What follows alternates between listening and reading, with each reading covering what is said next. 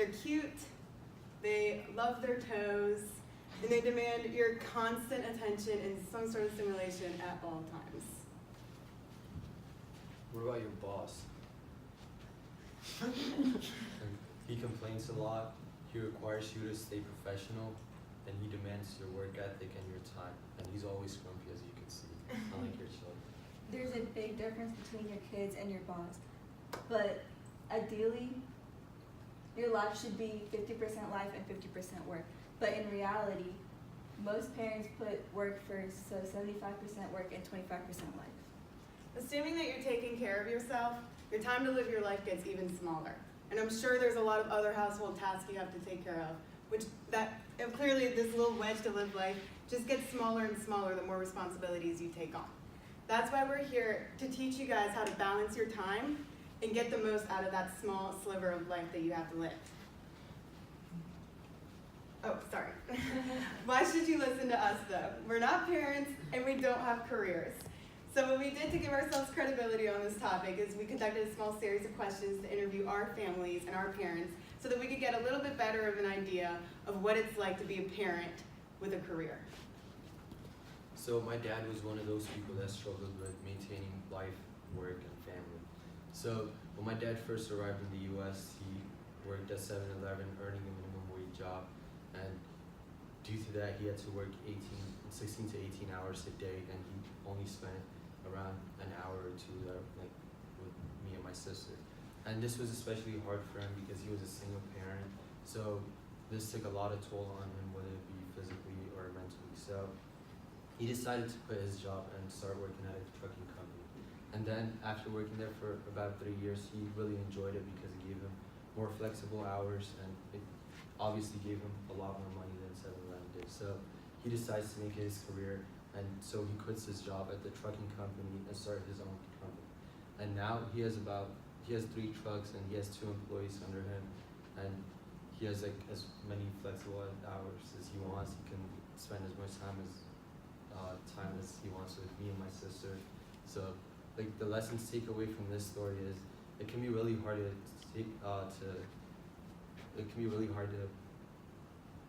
balance work and life, but as long as you stay persistent with it and like you go for your passion, you'll do well.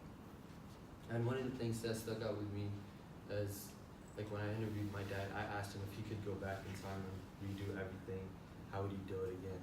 And he said he would work the same hours because if he didn't work as much as he did earlier, he wouldn't be able to have flexible hours and he wouldn't be able to spend as much time as he wants with us. So, yeah. For my parents, as you guys see on the right-hand side, my parents didn't really work when I was growing up because they were CEOs of a company. And as the economy fell from 2007 to 2016, my parents worked more and more. They worked anywhere from 12 to 16 hours a day. This was especially hard for me and my sister because we were little kids.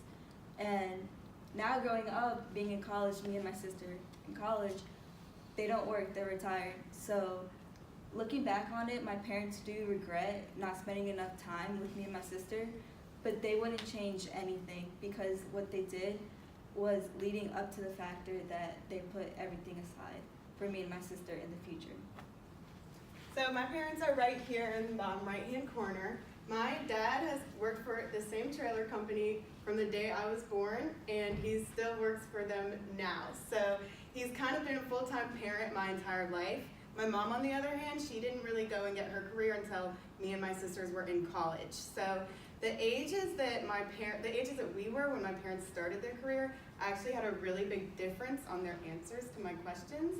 But one thing that was consistent between the two was that they both felt guilty for working. And this is a really common thing among working parents, and something that's really important to remember is that you're working because it's what's best for your family. Studies show that children who grow up in financially stressed out households suffer from mental, behavioral, and social development. So obviously you're going to work because it's what's best for your family. Also, it's important to remember the quality of time that you're spending with your kids is way more important than the quantity of time. If you only have a couple hours a day to spend with your kids and you're taking advantage of that time and forming great relationships with them, then it'll show. My dad, for example, when he said he felt guilty, it baffled me because I don't remember my dad not being present in my life, because those small times he got with me, he was able to take advantage of them. Mental health plays a big part of stress. Mental health includes anxiety, stress, and basically mental health.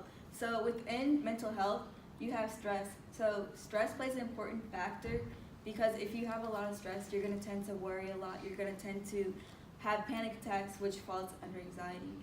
So some ways that you can ease out of stress is spend time with your kids. Spending time with your kids actually helps you because it focuses more on other attentions rather than work and life. As a team, we put together a couple time management tools for you guys to take advantage of so that you could get the most out of your life. One of the biggest of these is not to procrastinate.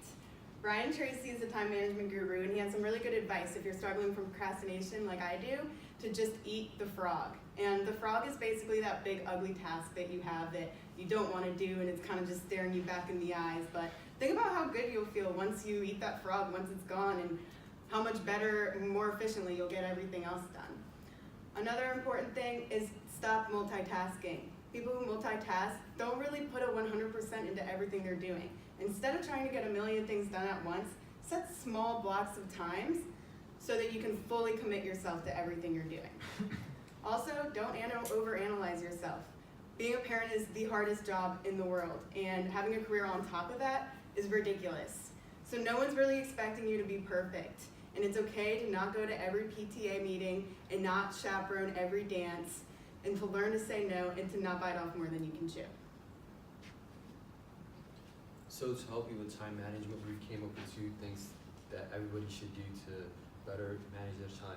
One of those things is accountability chart. The accountability chart is divided into 2 sections. As you can see, on the left side there's the time, and on the right side there are things that you have to do.